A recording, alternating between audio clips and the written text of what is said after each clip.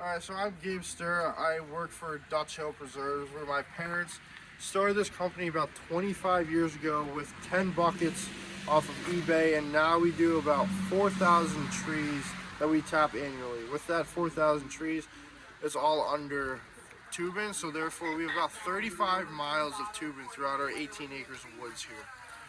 With this company, we produce about 500 gallons of finished maple syrup annually.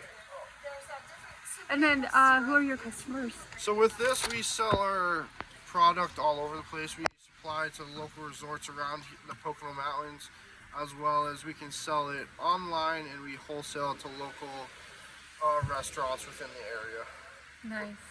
But you can also find Dutch Hill Preserves at the Monroe County Farmers Market, where we are every Saturday during the summer months. And then you have a little shop right here Yep. too. And then right here we have in our sugar shack a little shop where you can come whenever, and we'll have it all set up, and you can find the good maple syrup that we produce each year, as well as jams, jellies that are freshly made from our plants that we have around our property. And so what were you doing today that brought me out here? So with this, we usually have our maple open house every second weekend of March, where we take our people through the woods to show them how we get maple syrup from the tree, and we end up getting it onto their table. And then what town are we in? Right here, we're in Canadensis, Pennsylvania, in the beautiful Pocono Mountains. Thank you so much. Yep, thank you. Okay. I'll be buying some. Awesome, thank you.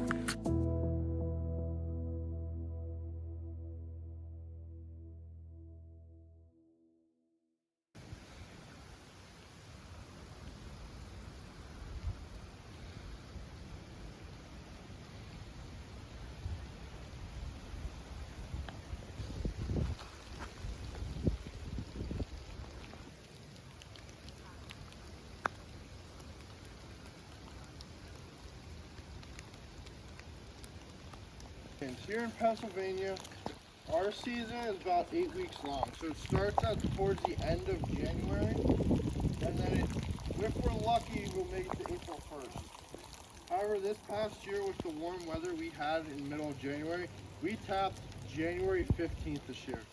And this upcoming week, we're thinking it's going to be it with the weather when it's not getting below freezing. Because ideally, when it's below freezing, the sap is stored in its roots. But when it's above freezing, the sap's job is to get to the canopy to make the leaves.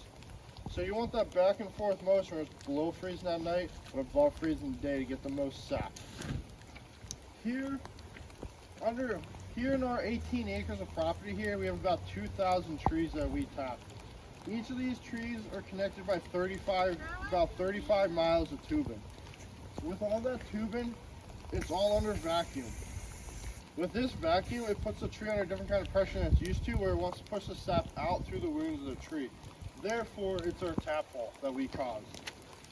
Each year, we'll go tree to tree, replacing these tap holes, replacing the taps, and then drilling a new hole into the tree.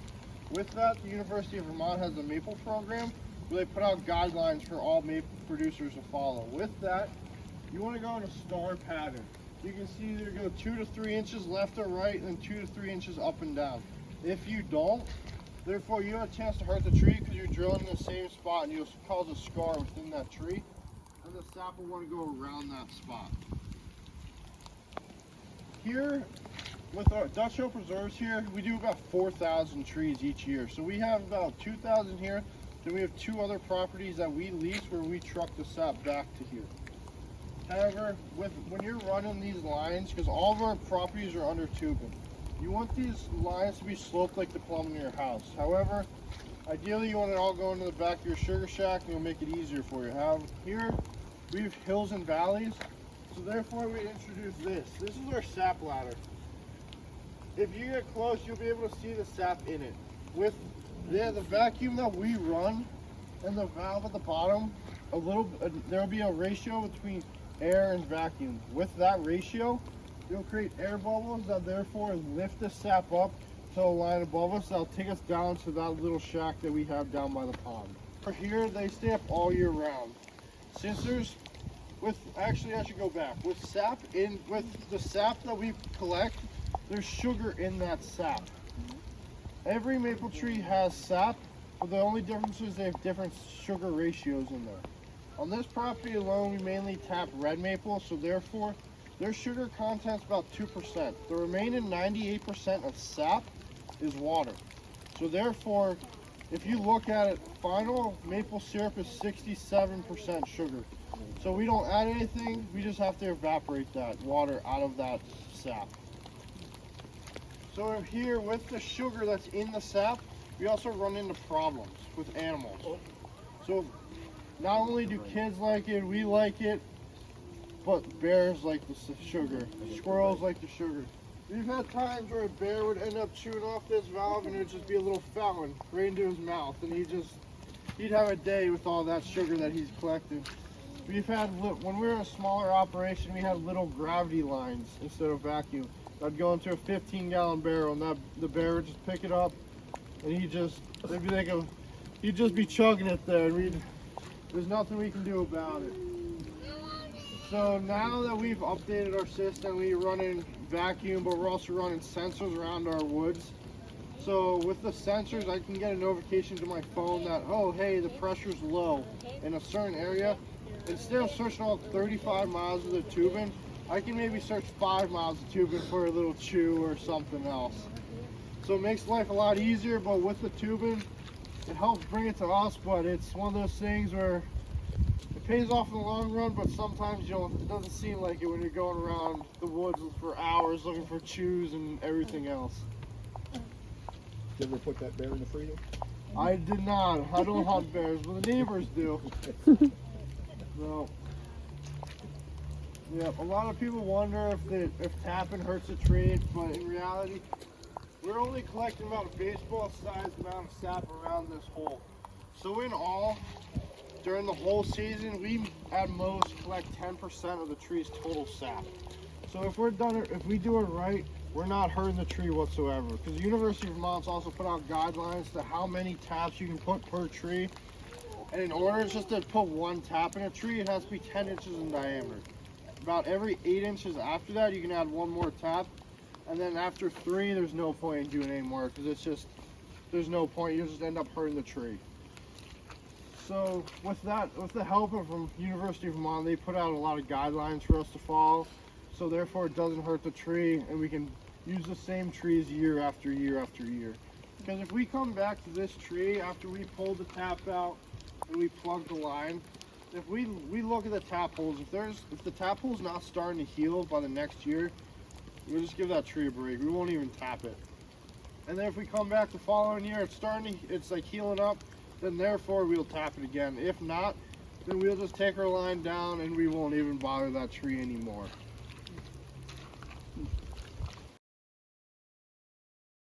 Over 35 miles of tubing come to an end. This is our releaser. This releaser helps distribute the vacuum throughout our property, through all the lines, but also is where all the sap comes to. In prior years, we used to have a different releaser where it all end up dumping into that tank there. However, with that, sap might flow overnight. Therefore, a tank could fill up at 2, 3 in the morning, and therefore we'd have to bring a water pump down and pump it up to our sugar shack.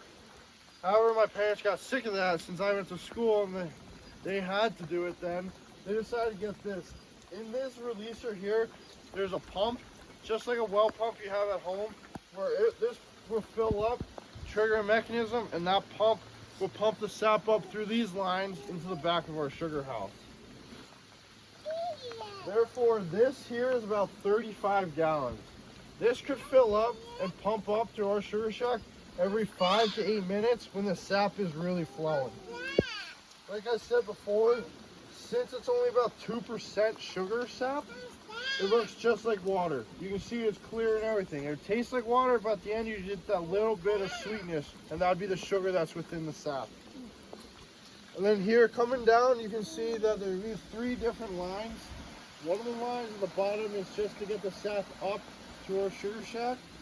The line above that is vacuum. Since we're all under vacuum, all that vacuum will come down to this one canister.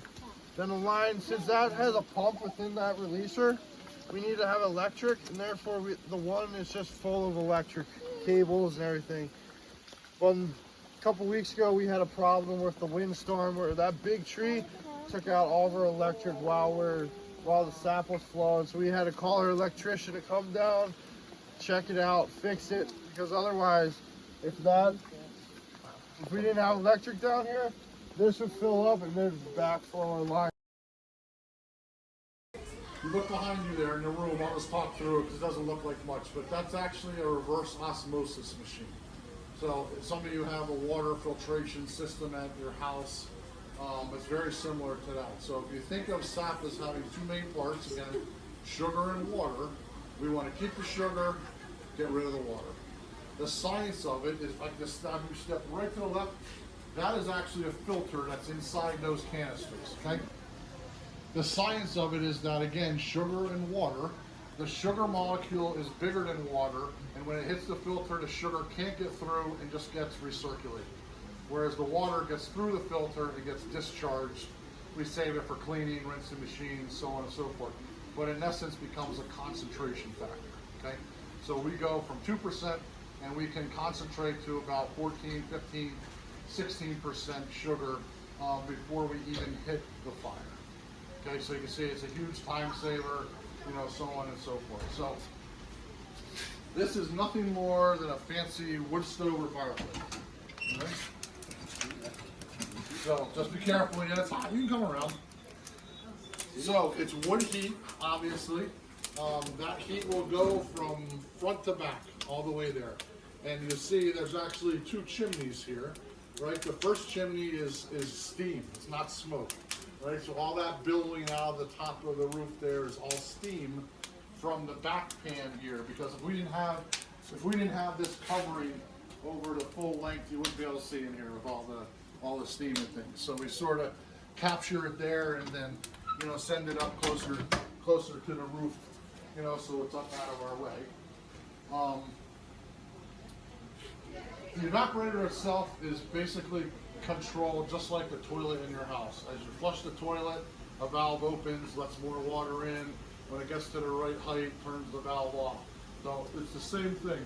There's floats in each one of these little boxes on the side here that control the depth of these pans.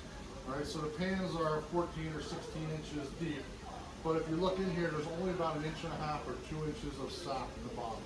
Because again, we don't want to have to boil this much. We like to boil that much. So those floats will control this level in here. As it boils off and gets lower, that valve will open, it will bring more in. Same thing as it gets to the right level, it'll shut off, and you know, it fluctuates and controls all the sap levels in there. When we get all the way, we go through all these pans and all these partitions and get over to this valve, you look in that pot, that's actually finished syrup. Okay, and we know it's finished syrup because syrup is actually 7 degrees higher. The boiling point of syrup is 7 degrees higher than the boiling point of water. So on paper, the boiling point of water, depending on barometric pressures and altitude, is 212, right, plus 7. So we have a set point on this controller at 219. So this controller is reading a thermometer that's going inside this pan. So when it gets to 219, that valve will open and it will dispense the syrup till it gets to a lower temperature, then it will close. So we have that, you know, sort of automation built in. All right. Interestingly enough, these are all finished syrup samples. Okay. This time of year, like when we're going full bore, we actually fill big barrels, big kegs, if you will, versus individual bottles and jugs, and then we bring that keg out throughout the year, you know, and then dispense it into smaller sizes. So in order to know what's inside there, we take a sample of each one, you know, before we close it up, so we know what's in there. So the rule of thumb is, and we'll taste some in a second, but the rule of thumb is the lighter the color, the lighter flavor. The darker the color will have a stronger, more robust flavor. So the taste of syrup is going to change depending on how it's graded and how it comes out. We do not control this. This is completely weather dependent. Okay, so we don't add sugar, we don't add coloring. What it is what it is on any given day. Now you can have a good idea. It's been pretty warm, we're getting a dark syrup. But 2023 is sort of textbook. And what I mean by that is, this part of Pennsylvania, the season or the window to get syrup is typically, we'll call it February 1st to April 1st. That's about it. And again, we're not going to get sap every day, but what happens is that's sort of the window where the temperature is conducive, that we get a warm day, cold night, warm day, so we have that fluctuation of warm and cold that really generates the sap and produces good sugaring days for us.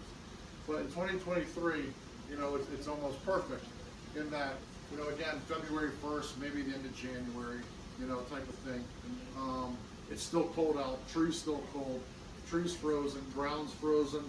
We probably have snow on the ground, right? We produce less sap, but it's a higher sugar percentage, and that gives us a lighter colored syrup. Okay? Versus later in the year, and again, this is probably this time, mid to late March, on any given year, we'll produce a darker syrup, and the reason for that is that the ground is now thawed, the trees are now thawed, that tree is pulling minerals out of the ground. When those minerals hit the hot fire, it produces like a caramelization effect. So it turns it darker and gives it a lot stronger flavor as well. Okay, so again, it's just interesting to see, and a perfect example of how weather dependent this activity is look at 2017 and 2018. Okay, and then some of you that are around or live here full time may have an idea, but any reason, anybody care to guess why we would be light? So again, first early in the season, late in the season. Why would we produce a lighter syrup late in the season? We get that late snow. That's exactly it. That's exactly it. 2017, 2018, we had blizzard, 2 feet, 3 feet of snow in middle of March. So you'll see we had a pretty warm winter, and all of a sudden we get 2 feet of snow, we get a later syrup, the snow finally melts, and we're back to, you know, a darker syrup. So again, it's just an illustration of how, you know, it's sort of glorified farming in that it is completely weather dependent on what we get, you know, on any given day, any given year for that reason. So we've obviously increased trees over the years. You know, these aren't necessarily equivalent, you know, as far as number of trees, but you know, yeah, you see, in this winter it's not been real cold, hasn't been real warm, it's just sort of ho-hum. So it fluctuates a little bit. But interestingly, so these 3 samples right here were all on the same day. So this represents about 60 gallons of syrup we produced that day. And you'll see we started really lighter, went a little darker, and then the last little bit we drew off was somewhere in between there. So, you know, again, that's why we pull samples to see, you know, sort of what we have and, you know, where it's going from there.